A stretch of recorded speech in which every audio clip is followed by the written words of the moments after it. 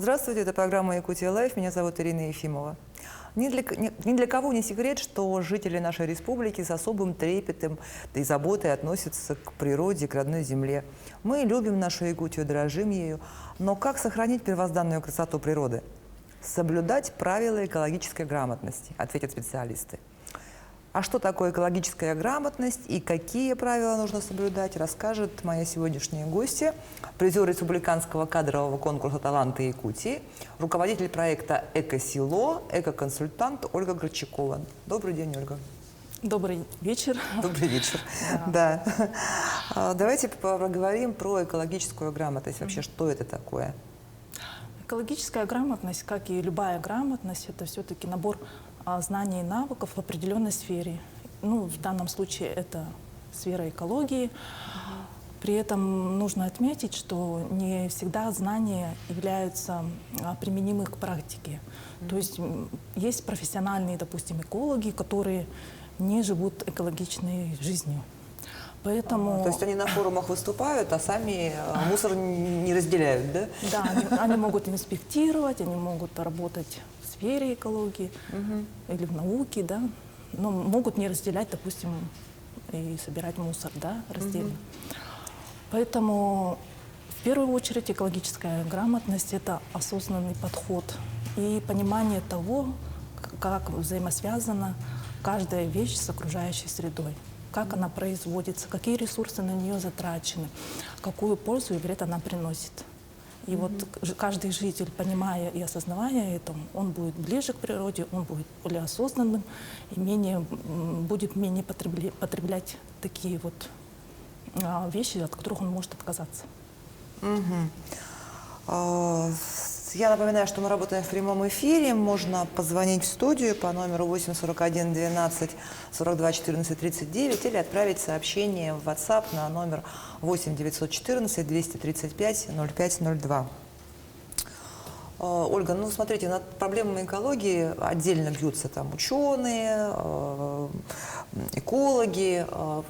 Порой кажется, что это где-то вот, ну, где-то там далеко, да, какие-то форумы проходят, там чего-то они решают. А вот как обычный житель, какой может сделать вклад в сохранение природы?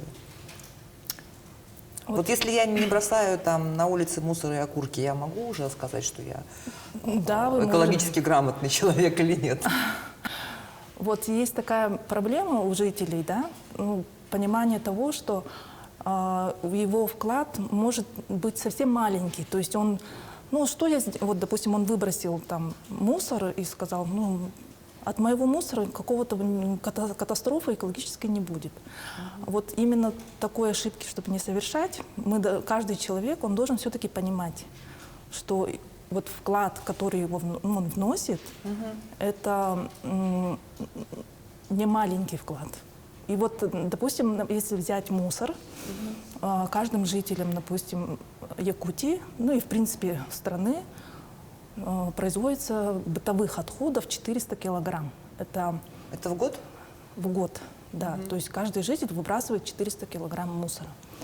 И если посчитать там наш миллион, это будет большая гора мусора. И мы даже видим, что наши полигоны разрастаются, несанкционированные свалки, да, и также замусоривание наших территорий жилых.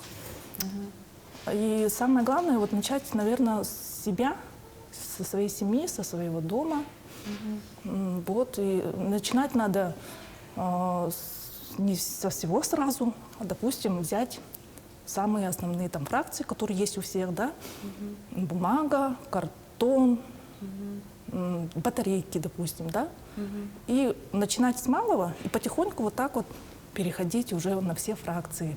Ну, в принципе, в Якутске не все же фракции тоже принимаются, поэтому начните с малого или потом уже продолжайте. Расскажите про ваш проект «Эко-село», с которым вы победили в конкурсе. Вот в чем заключаются его особенности? Почему вы выбрали такое название? Потому что, ну, нам вот здесь в городе кажется, что в селах-то как раз все хорошо с экологией, а это проблема больших городов, те же свалки там и так далее. Да.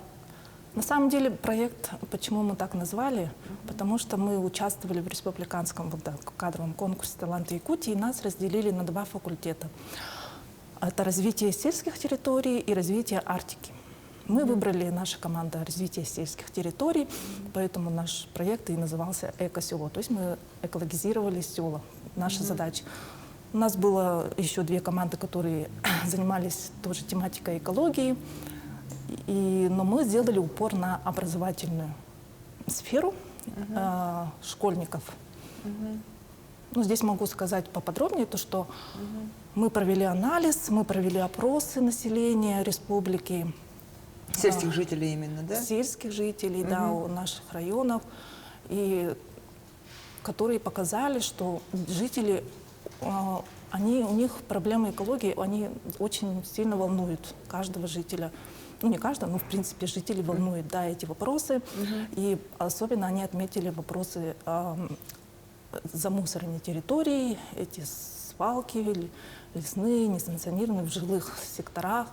И в основном это были, да, сельские поселения. То есть в Якутске, в принципе, хоть как-то это все регулируется.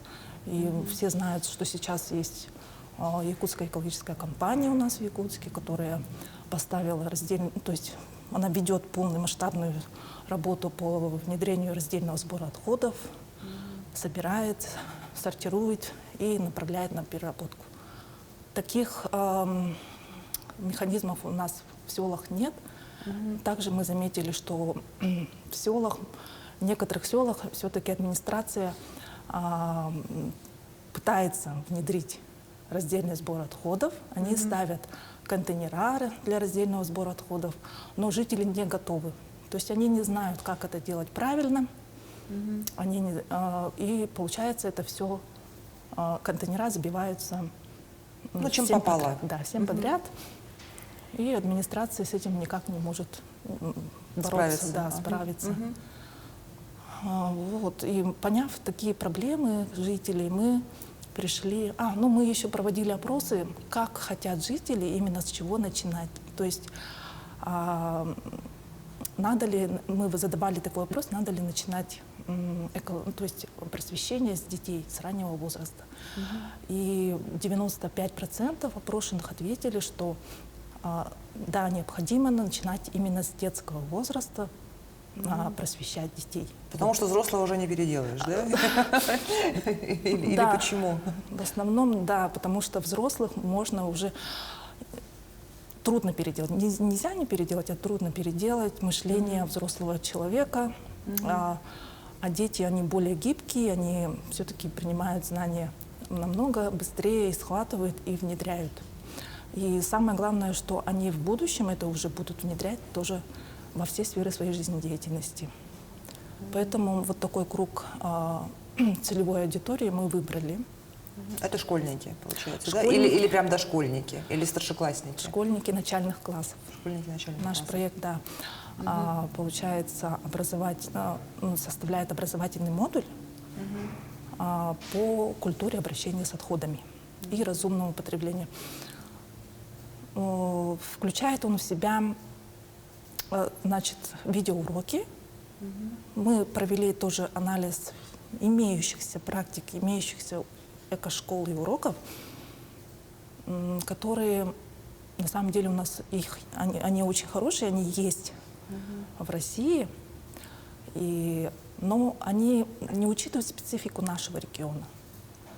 То есть то, что у нас много фракций не принимается, у нас нет мусороперерабатывающего завода, а в сельских территориях в принципе нет никакой инфраструктуры для РСО. РСО — это раздельный сбор отходов. Вот, поэтому мы Зато там, простите, можно же, ну вот как на даче, я вот помню, мы всегда там отдельно складывали бумагу и просто в печке ее сжигали. Это же тоже... Да, мы об этом и говорим в наших уроках. Кстати, по поводу, что бумагу надо отдать в топку, например. Да? Или там сделать из нее какую-нибудь полезную вещь.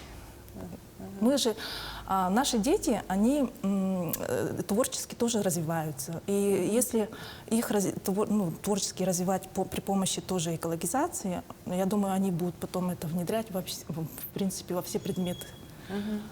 Поэтому вот наши видеоуроки, они такие короткие, которые сделаны в виде как бы анимации, да, мультика. То есть это не какой-то там обычная презентация, да. Еще у нас есть главный символ, мы придумали, это кулунчук. Почему мы выбрали? Жеребенок, да. Жеребенок, мы его там тоже нарисовали, анимировали. И он у нас главный герой наших видеоуроков, наших интерактивных презентаций. И у нас еще есть мобильная игра, тоже также называется «Экосело», и он там тоже главный герой. А он такой очеловеченный, да, как бы? Нет. Или он прям жеребенок, или он там в кепочке, в одежде? Нет, он жеребенок. Ну, Да? вот такой вот якутский наш пухленький жеребенок. Поэтому все-таки жеребенок — это же все-таки наше священное животное, почему мы его выбрали, да, главным героем, которого народ Саха уважает и ценит. И он приносит в дом порядок, чистоту, счастье. Вот. И получается, он наших детей учит, да? Да. И еще наши уроки озвучивают дети. Сами дети. Мы школьников начальных классов попросили озвучить на якутском и на русском языке. И это получилось очень здорово, потому что дети воспринимают, оказывается, такой контент очень хорошо, который преподается именно детским голосом, ровесниками. И они еще... У нас в команде 10 человек, и половина из них учителя начальных классов. И они вот апробировали на своих же учениках сразу же наши уроки. И такая заинтересованность была от детей, потому что, ну, таких уроков, видимо, у них вообще не было в таком формате. В легком игровом таком. В легком игровом. То есть они посмотрели мультик, да? Ну, это как, для них, наверное, это как мультик. Они посмотрели этот ролик, видеоурок. Там Кулунчук бегает, он рассказывает, все очень анимировано, картинками, красиво, да? А потом, получается, учитель все равно останавливает периодический урок и идет на контакт с детьми. Понятно ли вам? И задает вопросы, да? И вот так вот урок проходит. Ну, уроки-то короткие, в принципе, для начальных классов. По 35 минут, по-моему, да? Поэтому, в принципе, даже одного урока не хватает, иногда бывает. А потом они в интерактивной презентации, да, могут уже потыкать, подойти, освоить. Ну, то есть вот то, что они сейчас прошли, они уже прямо в игровой форме потом еще закрепляют. Вот. А потом уже учитель дает какие-то рекомендации, что вы можете сделать из этого, какие у вас предложения. И проводят экологические акции. У нас, вот где мы проводили в городе Нерюнгри, сразу же дети пришли сдавать макулатуру, да? Делали из бумаги какие-то фигурки, тоже конкурс какой-то провели, менялись книжками. Вот.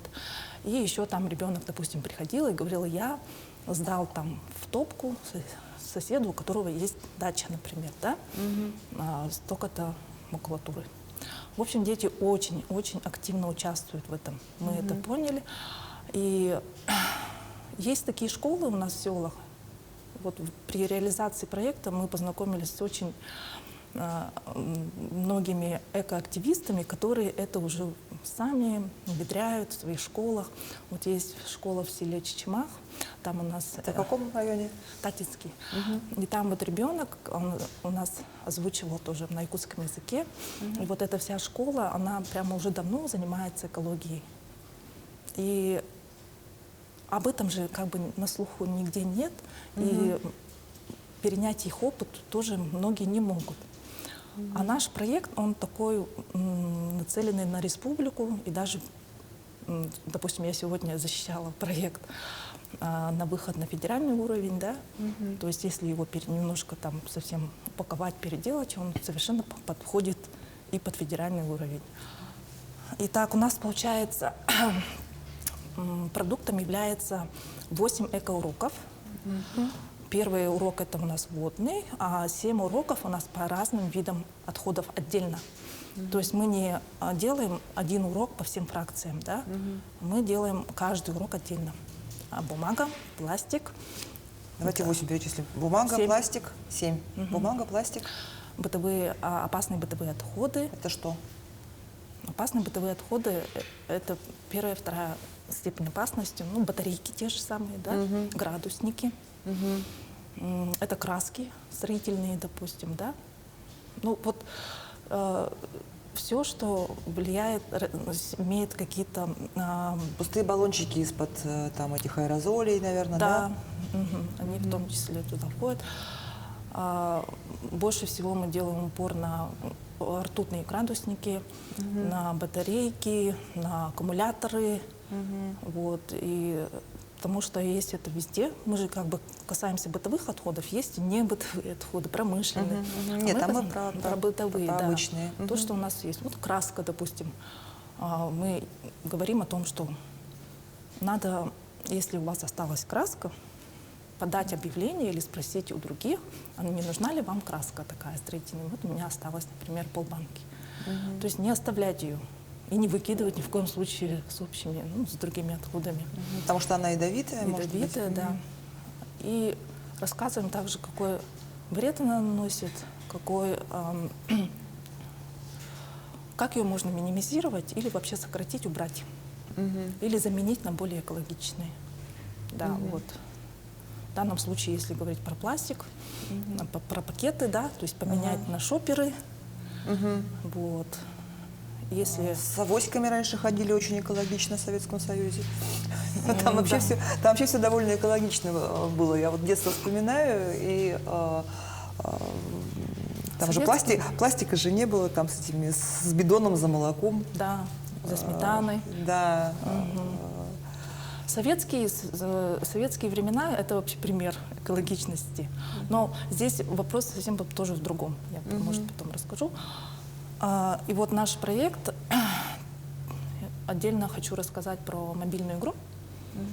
Все мы знаем, что дети все равно сидят в гаджетах. И, допустим, даже если уроки мы провели, каждый урок 8 уроков, каждую неделю, допустим, провели, это 8 недель обучения, а потом, возможно, он забывает, что там было. Да? Вот мобильная игра, она в себя включает и напоминание о том, что они проходили, то есть теоретическая какая-то часть, да, и плюс он в игровой форме проходит миссии и экологизирует свое село. То есть там такое замусоренное село с проблемами экологичными, да, и он вот, проходя миссии, он делает свое село, превращает свое село в экосело. Ну, то есть, типа, он ходит там, мусор по селу собирает, а потом отмечает там себе баллы какие-то или что-то? Ну, там есть, да, баллы, то есть он собирает эко-жетоны. Там тот Кулунчук его обучает, и, допустим, он должен накормить червячка, и сделать компост. Ну, компост, там, это червяки, которые перемалывают и превращают в землю в удобрение, да. И вот он должен там выбрать, например, какой вид мусора, ну, отхода, да, можно дать, накормить этого червяка, и получает там эко-жетоны.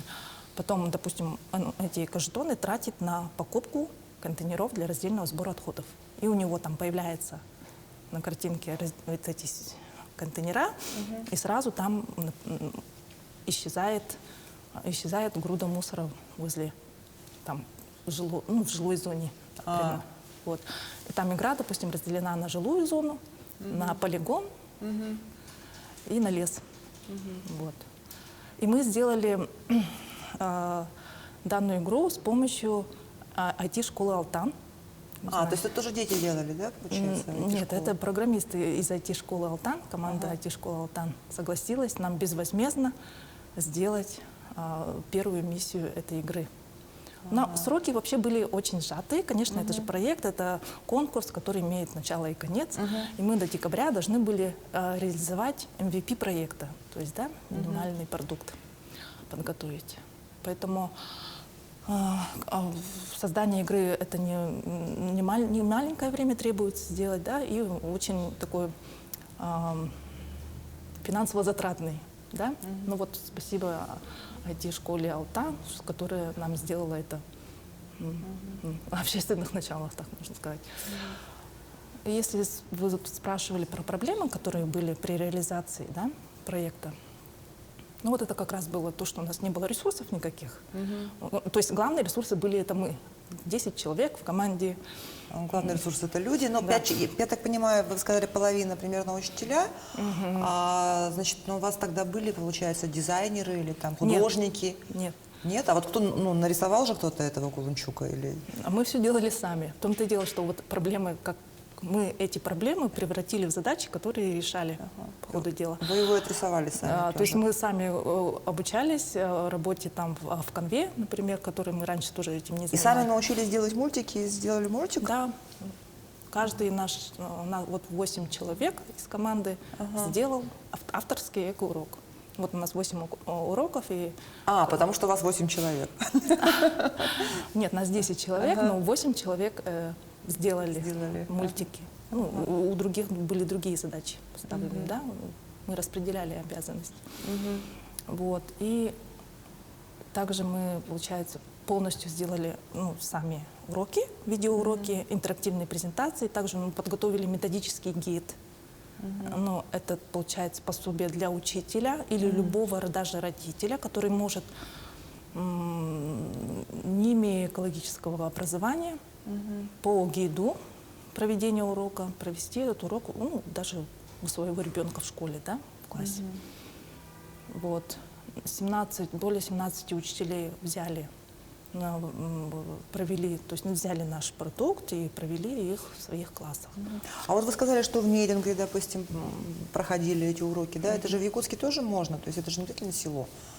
Да, это не село. Это вообще мы не привязываемся вообще, да, именно село. Мы в Якутске на нас тоже выходили школы, которые хотят внедрить. Но они как понимали, мы хотим, чтобы вы пришли преподавали, и рассказали. А так как мы подготовили готовый продукт, и мы можем это передать учителям, и они должны самостоятельно внедрять ее в свою программу образования на год, да, и мы такого не делали. В принципе, наш проект очень молодой, он еще даже дорабатывается, можно так сказать, он совершенствуется, улучшается. Вот как раз-таки сейчас мы нашли дизайнера, который будет нам более так приводить в порядок наши все уроки. Мы с вами, кстати, остановились на вот 7 этих видов мусора. Мы сказали бумага, пластик, опасные отходы. Стекло. Стекло тоже отдельно, да? Стекло отдельно, одежда. А со стеклом что делать, кстати? Вот? Просто отдельно его выбрасывать или... У нас стекло не принимают нигде в Якутии. Поэтому там идет, во-первых, сокращение такого, не покупать в стеклянной таре, например. Вот есть же там Кока-кола в стеклянной таре, да? ПЭТ-1, пластиковая, ее принимают у нас и передают на переработку. Для меня, допустим, некоторые понимают, что пластик, он вреднее, чем стекло, да, думают, и покупают стекло. Но при этом у нас стекло, оно 1000 лет разлагается. В принципе, это даже не подтвержденный факт, потому что кто еще там 1000 лет прожил и это все замерил, да.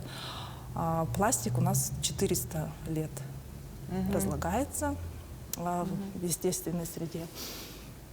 То есть лучше в пластике покупать, чем в стекле, получается. Потому что пластик, если ты его потом сдашь, да, тогда лучше покупать пластик. Вот здесь есть такой Или в жестяной банке можно купить, или не надо в жестяной банке покупать? Что хуже? В алюминиевой, допустим? Да. Вот Кока-кола, допустим, в стекле, в пластике и в жестяной баночке. Вот какую купить? Вот если бы у нас стекло принималось, я думаю, что скоро это появится, то я бы стекло выбрала, потому что стекло можно неограниченное количество раз перерабатывать. Вот. Ну, то есть, если бы там принимали где-то на заводе, наливали в него заново Ну, новое, или там, в производстве что-то, или принимали, в производство, допустим, или... стеклобой, например. Да? Есть же проблема не только вот в стекле, например, что ее надо сдать, ее надо довести в целости, чтобы она целая была. Если мы хотим ее, чтобы... Либо некоторые, да, некоторые компании говорят, чтобы она целая была, некоторые говорят, пусть в любом виде, даже там с этикетками, совсем на свете, да, принимают различного цвета. И сейчас же стеклотара, она же совершенно разная. Это не как в Советском Союзе, одна вот эта вот тара, которая... В которую лимонад и пиво, И все на свете, да. И а? мы, ну, то есть, сдавали вот это, и даже деньги получали за это, да. Вот. И стекло, да. Пластик, он у нас принимается, ПЭТ-1. Я считаю, что лучше тогда сейчас, на сегодняшний день, меньше из зол выбрать пластик. Алюминий у нас тоже принимается. Либо пластик, либо в алюминиевой А вот эта вот банке. банка, она алюминиевая, да? Да, она алюминиевая. И она принимается как алюминий. Да. Она тоже, это металл, это тоже отдельный вид отходов. Про него тоже у нас есть урок отдельный. Так, дойдем все-таки до конца. Значит, бумага. Пищевые отходы. Нет, подожди, мы сказали про бумагу, мы сказали про вредные, про пластик. Опасные бытовые отходы. Да, опасные бытовые, пластик, стекло, вот металл теперь говорите, да? Металл, пищевые отходы. Пищевые отходы. Пищевые отходы и одежда. И одежда. Ну, хорошо, давайте Текстиль. так. Текстиль, давайте так пойдем. Значит, металл. Металл – это любой металл вообще, да? Бытовой? В бытовом это больше все-таки консервные все-таки банки, консервные банки, вот эти да, вот жестянки. и из-под напитков алюминиевые банки. Их отдельно принимают, у нас и перерабатывают, да? Эти гаджеты, да, их принимают и на ремонт, и даже за деньги у нас в Якутске принимают весь электронные отходы. Ну, то есть, грубо говоря, старые телефоны вы лучше не выкидывать, а отдать там. Магазины проводят такие акции, да, вот крупные магазины часто проводят «принеси старое», получи либо скидку, либо там возьми что-то новое. Вот можно в таких акциях поучаствовать. Можно принимают, вот у нас металлолом, вот туда можно сдать. И либо вот в Якутской экологической компании, которая вот ставит у нас в Якутске, если говорить про Якутск, ставит в Якутске контейнера, и там у них есть алюминий, указано потом бумага, картон отдельно тоже, и ПЭТ-1. А если это, например, ну вот не просто алюминиевая баночка, а, я не знаю, утюг старый или плойка сломанная? Вот это сдается как с электронными отходами. С электронными отходами сдается? Ну, как и гаджет любой. Хорошо. Компьютеры, мониторы. Хорошо, значит, 5 у нас получилось. И что еще мы не обсудили? Одежду. Одежда. Вот с одеждой что? Вот с одеждой тоже есть проблемы. У нас в Якутии не принимается одежда, если только на благотворительные цели. Мы как раз проводили акции такие, сдай одежду на благотворительность, да. И там не то, что проблемы, есть нюансы. Нюансы, которые люди пока не соблюдают. Могут отправить любой вообще очень в плохом виде состоянии одежду, которую уже другой человек просто не сможет одеть. Обычно в такие вещи они идут уже на ветошь, то есть, а у нас такого нет. Мы закупаем ветошь. Мы пока его здесь не производим. Ну, по крайней мере, я не в курсе. Может, производим. Я тоже всего не могу знать по республике. Да? И вот на благотворительные цели надо очень хорошо, тщательно подготовить одежду для сдачи. Она должна быть чистая, без там дырок, без помарок. дырок, пятен, постиранная. Вот мы собирали, они одежду приносили даже грязную, которую просто даже не освежили. И наши девочки вот из команды, они все постирали, все погладили, рассортировали, брали то, что не подлежит какой-то носке, и передали для детей-сирот.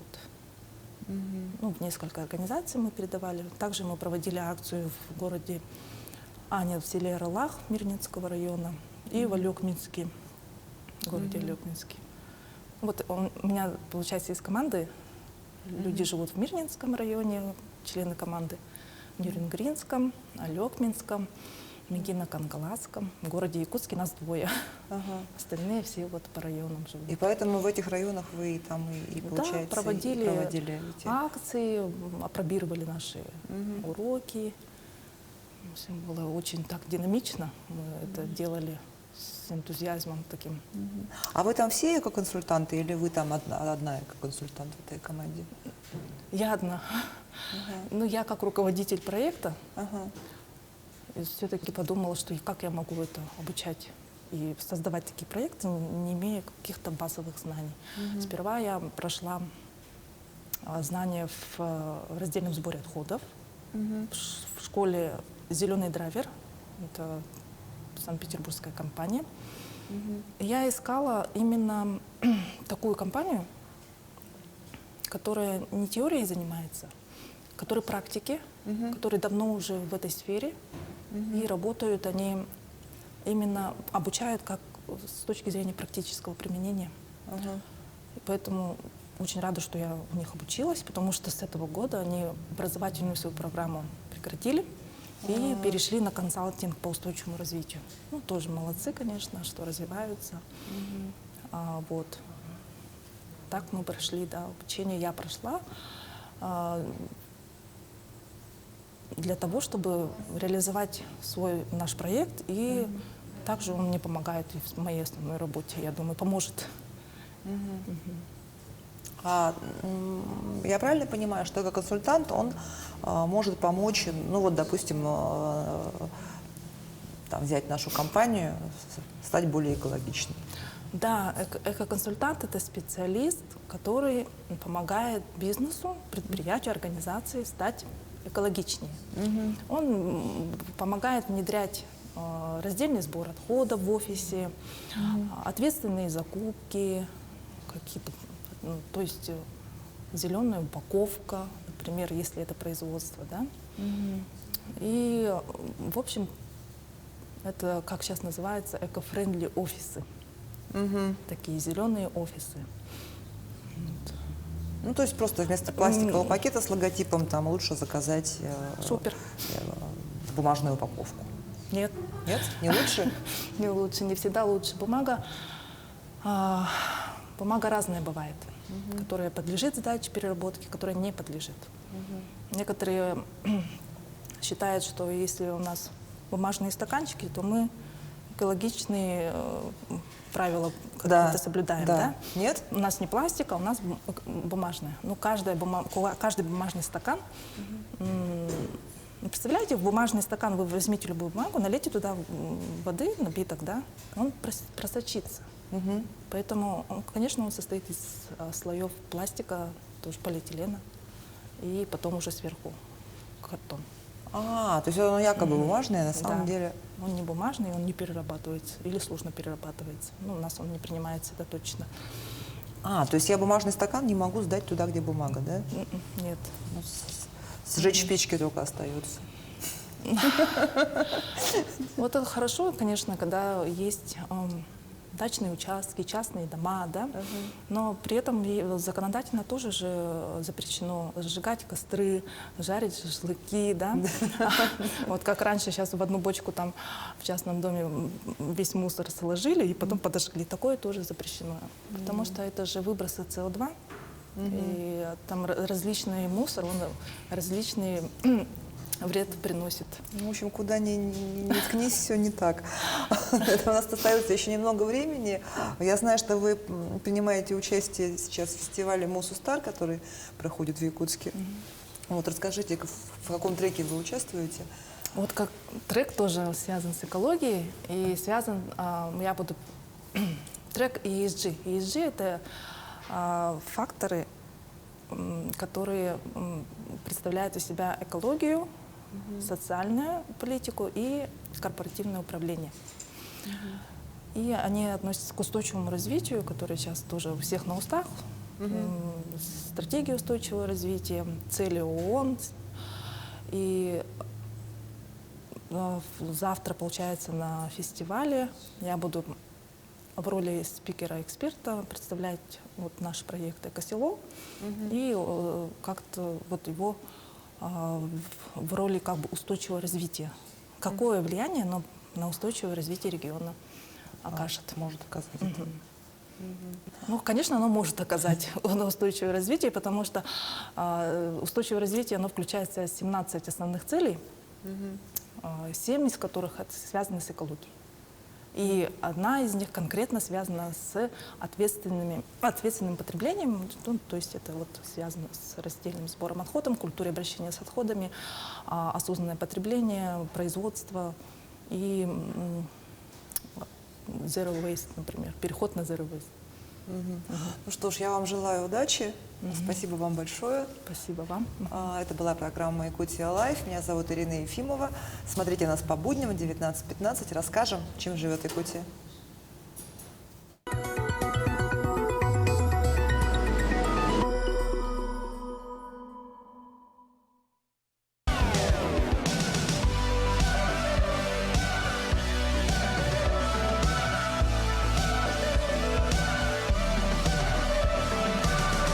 Джинса с нами теплее.